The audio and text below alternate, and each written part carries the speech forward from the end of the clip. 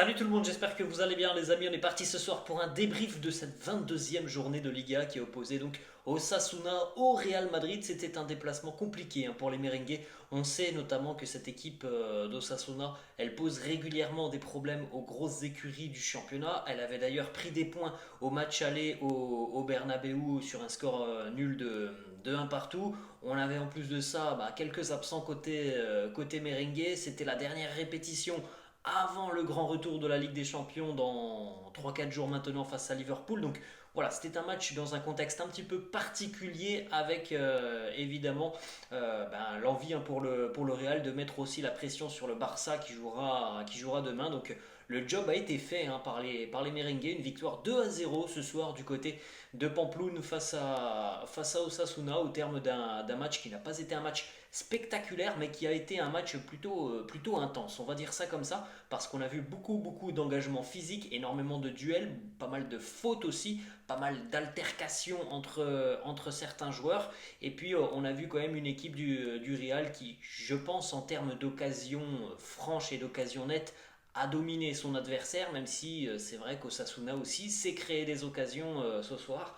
Franchement, c'est une victoire qui fait plaisir parce que voilà, on avait aussi quelques absents, comme on vient de le dire, Karim Benzema, Toni Kroos. On a rajouté aussi ce matin l'absence quasiment de dernière minute d'Aurélien Tchouameni. Donc on avait évidemment une équipe qui était un petit peu remaniée par rapport au 11 traditionnel de Carlo Ancelotti. Et pourtant, on a vu une équipe merengue assez engagée sur cette rencontre, même s'il est vrai que la première mi-temps a tout de même été assez maigre offensivement, mais c'est une victoire qui permet de préparer au mieux donc ce match face à Liverpool donc dans quelques jours en Ligue des Champions. Une victoire 2-0 donc pour le Real avec Fede Valverde buteur. Je pense qu'on est en train de retrouver tout de même le Fede tout simplement que l'on a vu en première partie de saison.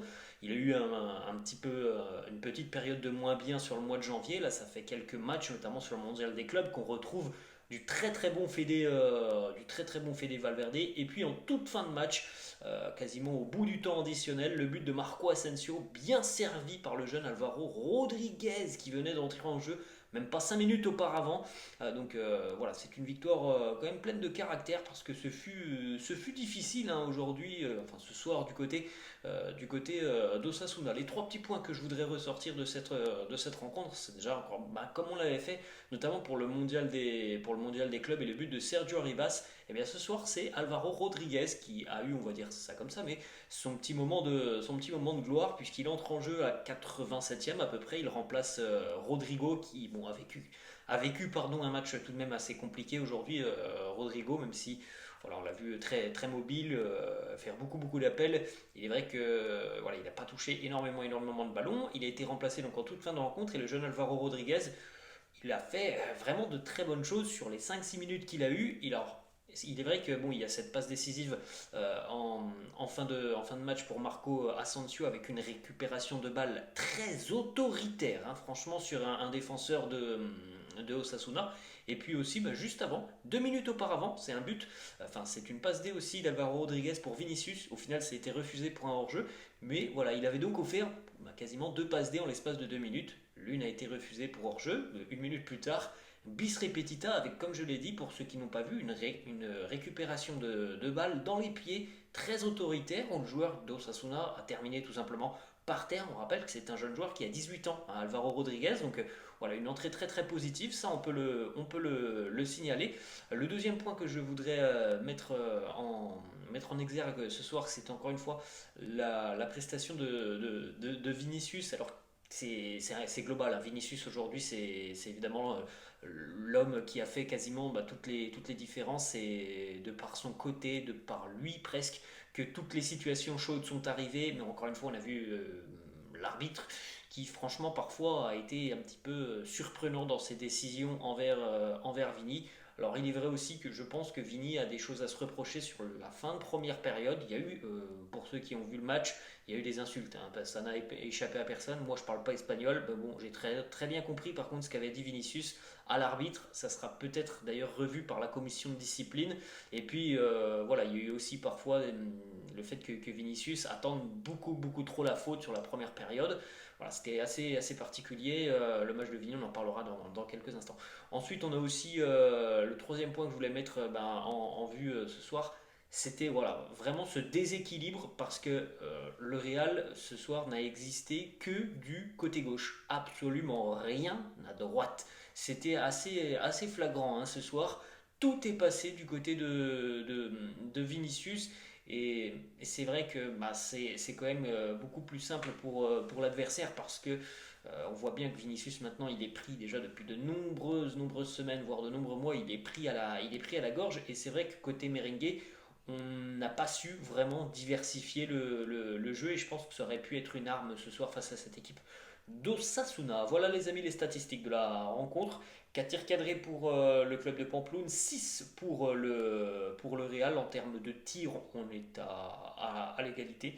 11-11, 47% de possession pour Osasuna, 50 pour 53 pardon évidemment pour le Real Madrid. On va enchaîner les amis avec la composition d'équipe de Carlo Ancelotti pour affronter cette équipe d'Osasuna. Thibaut Courtois dans les buts, c'était donc le retour du portier belge après quelques semaines de blessures. Rudiger, Militao en charnière, Alaba côté gauche, Nacho à droite, Camavinga, Ceballos et Modric au milieu de terrain.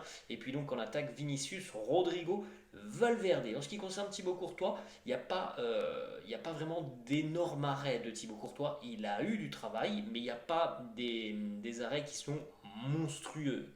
On connaît évidemment le profil et les qualités de Thibaut. On sait qu'il est capable de faire des miracles. Ce soir, voilà, ça n'a pas été des miracles, ça a été tout simplement du bon boulot de Thibaut. Il a eu des arrêts à faire, il les a bien fait. Ensuite, en ce qui concerne la charnière, gros impact mis par Antonio Rudiger tout au long de cette rencontre, parfois très limite sur Ante Boudimir qui pose souvent des problèmes au Real, mais dans l'ensemble c'est un match très solide de la part de Rudiger. Il en est de même pour Militao. Pour moi, Militao, il est sur une constance depuis quasiment le début de saison qui est assez incroyable. Alors, si je me souviens bien, le début de saison de Militao, peut-être mois d'août, mois de septembre, c'était un peu compliqué.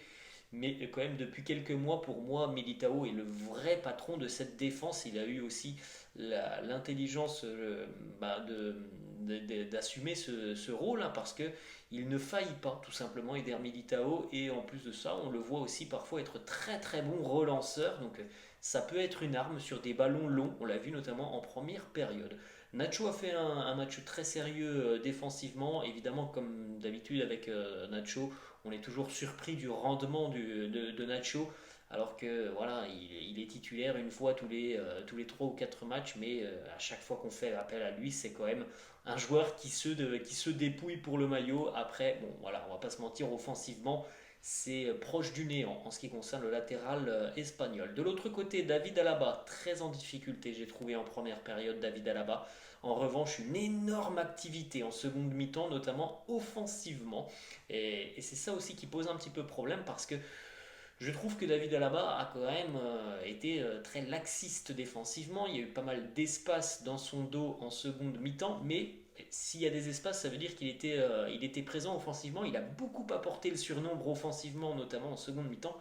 Mais c'est vrai que il n'est pas ailier David Alaba et on l'a pu le voir en seconde mi-temps. Il y a eu quand même pas mal d'espace côté gauche et en première période défensivement dans la tâche défensive. Il a parfois été assez en difficulté. En ce qui concerne le milieu de terrain, pour moi, le milieu de terrain du match ce soir, c'est Eduardo Camavinga. Les prestations de Kama depuis près d'un mois et demi, donc à peu près le retour de la Coupe du Monde, elles sont vraiment très intéressantes. Il y a beaucoup de très bonnes choses dans son jeu, dans sa volonté d'aller de l'avant, dans sa justesse technique, dans la maturité qu'il est en train de prendre. Je trouve qu'il fait et qu'il est en train de faire d'énormes progrès et qu'il gagne de très gros points, Eduardo Camavinga. Dani Ceballos et Luka Modric ce soir ont été assez peu en vue dans les zones importantes du terrain. Il y a eu de la propreté chez Dani Ceballos, mais pas forcément ce grain de folie qu'on lui veut. En ce qui concerne Luka Modric, il y a eu une ou deux pertes de balles assez compliquées en première période. Il a un petit peu rectifié le tir en seconde mi-temps avec un petit peu plus d'implication aussi offensive, même si ça reste voilà, une prestation assez light, on va dire ça comme ça, de Dani Ceballos et Luka Modric. Offensivement, on attend évidemment un petit peu plus d'impact. On va continuer avec le match de Vinicius. Alors Vinicius, il a quand même énormément provoqué tout au long de cette rencontre. Il a eu des situations pour marquer. En première période, au bout de 10 minutes de jeu, le gardien la sort de la jambe et la balle fuit à côté du poteau. En seconde mi-temps, il a cette situation où il se retrouve en 1 contre 1. Il essaye de dribbler et Sergio Herrera ne tombe pas dans le panneau et va accompagner Vinicius pour contrer sa frappe. Donc voilà, il a eu quand même beaucoup de situations, Vini. Il a été aussi perturbé par les joueurs de Osasuna, mais là, franchement, c'est criant, quoi. Maintenant, tout le monde a compris que si on veut faire disjoncter un peu le Real Madrid, il faut s'en prendre à Vinicius. On le voit tous les semaines en Liga. Mais malgré cela, il a réussi à être décisif. C'est lui qui délivre la passe D pour Fede Valverde. Parce que voilà, il y a eu un match qui avait plutôt bien démarré pour Vini. Et puis après, on est rentré dans les duels avec les adversaires, dans les duels avec l'arbitrage, dans les échecs aussi en face à face au gardien. Et pourtant, il réussit tout de même à être décisif. Et ça, c'est quand même quelque chose que l'on peut louer chez Vini, cette faculté de toujours savoir rebondir. En ce qui concerne Rodrigo, on l'a dit, très peu de ballons à jouer pour le Brésilien. Ce fut un match compliqué, on ne peut pas dire grand-chose de Rodrigo, même si on l'a vu très mobile. On l'a vu, ça c'est vrai, faire les courses, faire beaucoup de mouvements, essayer de venir chercher des ballons peut-être un petit peu plus bas. Mais voilà, dans l'impact qu'il doit apporter sur son poste de numéro 9, c'est beaucoup trop light. Fede Valverde aujourd'hui, alors Fede Valverde, on l'a pas vu beaucoup côté droit, parce que tout simplement du côté du Real, on a été assez défensif, notamment sur la première période. Donc au final, très peu d'impact offensif pour Fede, mais un gros boulot défensif. Il a quand même été récompensé en seconde mi-temps. Il est là au bon moment pour finir tout simplement en pleine surface de réparation. Mais c'est vrai que sur la seconde mi-temps, il y a eu quand même un petit peu plus de percussion vers l'avant de la part de Fede. Et je crois même que c'est l'homme du match de cette rencontre. Voilà les amis, la fin de cette vidéo. J'espère que ça vous a plu. N'hésitez pas comme d'habitude de lâcher un petit pouce bleu. N'hésitez pas non plus à vous abonner à la chaîne. N'hésitez pas à me laisser en commentaire ce que vous avez pensé de la rencontre, si vous avez des tops, des flops. Donc je vous laisse et je vous dis à la prochaine. Ciao.